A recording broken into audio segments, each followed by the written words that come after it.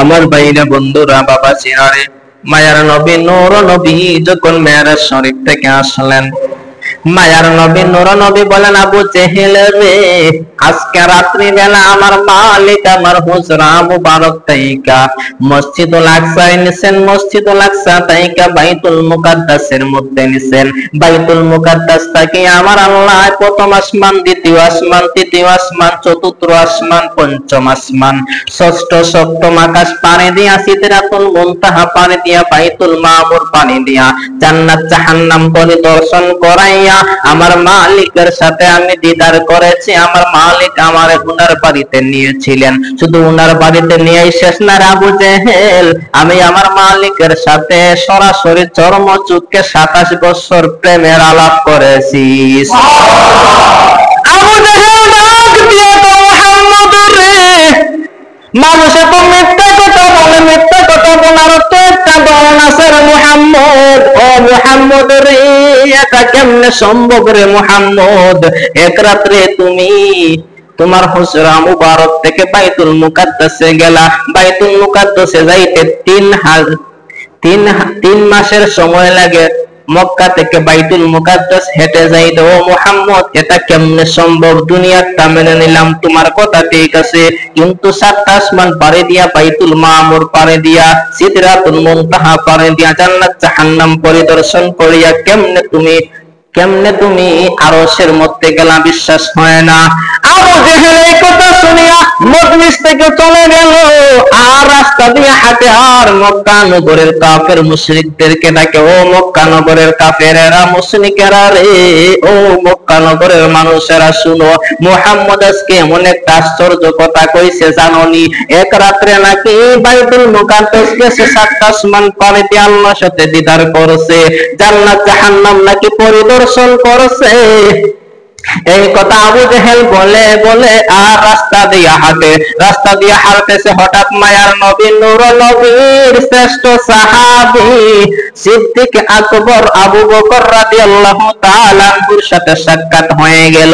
আবু বকর রাদিয়াল্লাহু তাআলা আনহুরে আবু জেহেল ডাইকা কয়, ও নবীর সাহাবী আবু বকর, ও নবীর বন্ধু, মুহাম্মদ সারা জীবন যে কথাগুলি কইছে তুমি বুঝে না বুঝে মুহাম্মদের কথা সত্য বলেছ।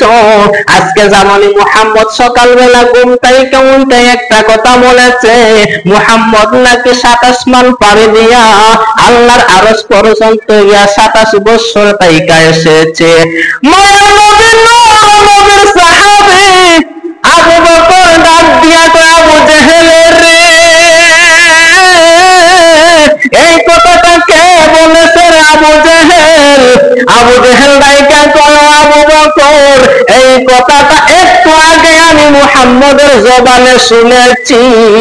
আবু বকর রাদিয়াল্লাহু তাআলা আনহু ডাক দিয়া কয়, আবু জেহেল রে, আমার মায়ার নবী দয়ার নবী যখন বলেছেন এক রাতে সিদরাতুল মুনতাহা পাড়ি দিয়া, বাইতুল মামুর পাড়ি দিয়া, বাইতুল মুকাদ্দাস পাড়ি দিয়া, 7টা আসমান পাড়ি দিয়া, জান্নাত জাহান্নাম পরিদর্শন করিয়া আল্লাহর আরশে গিয়া আমার আল্লাহর 27 বছর নয়ন বইরা দেখছে রে আবু জেহেল।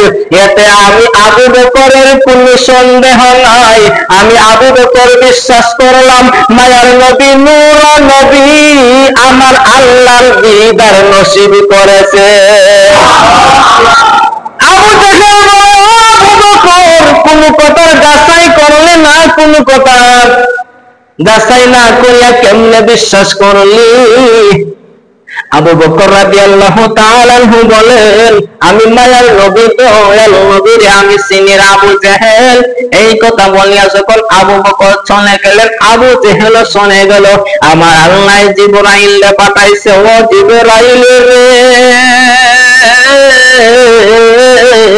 আমার বন্ধুর প্রেমিক আবু বকরের পক্ষ হতে আমি নূর নবী, আমার নূর নবীর কাছে তুমি ওহী নিয়ে যাও।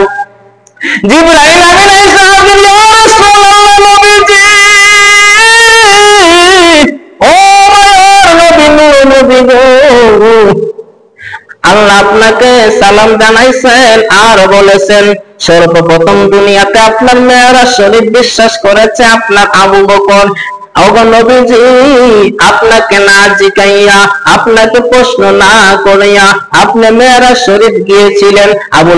আবু জেহেল যখন আবু বকরের সামনে এই কথা বলেছে, এই কথা বলতে দেরি আবু বকর বিশ্বাস করতে দেরি করে নাই। ইয়া রাসূলুল্লাহ, নবীজি, এই জন্য আমার আল্লাহ আবু বকরের নামের পিছনে একটা লকব দিয়েছেন গো নবীজি।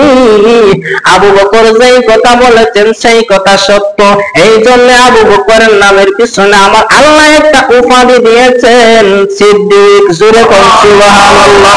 সিদ্দিক শব্দের অর্থ হলো সত্যবাদী। আমার মায়ার নবী, নূর নবী